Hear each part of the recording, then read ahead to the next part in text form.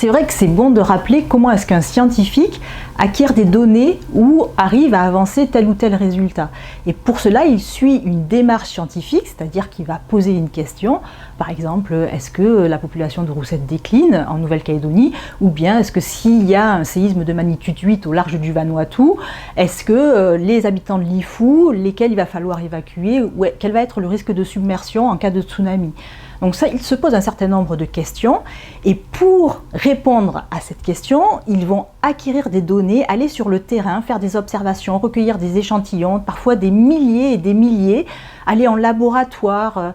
faire des analyses avec des outils très différents selon la discipline dans laquelle on se trouve. Et ils vont confronter toutes ces données pour arriver à un certain nombre de résultats. Et ces résultats, en fait, ont un sens.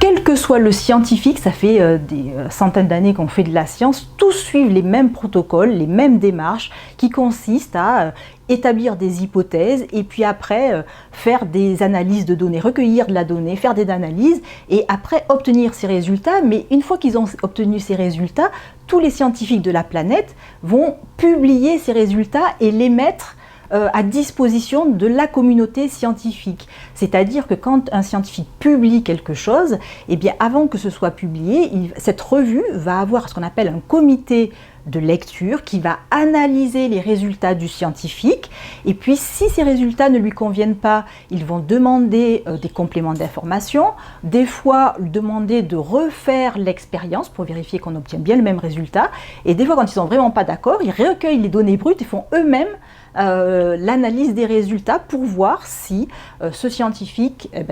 selon le protocole qu'il a établi, les résultats qu'il obtient sont bien justes. Tous les scientifiques, qu'on soit dans le domaine du vaccin, de la tectonique, de la microbiologie, de l'écologie, font exactement cette démarche-là. Et donc, une fois qu'un scientifique publie ces résultats, ça veut dire qu'ils ont été vérifiés par les pairs, par les plus grands spécialistes du domaine et que ces résultats sont issus d'une analyse de données qui est complexe et qui est plutôt juste.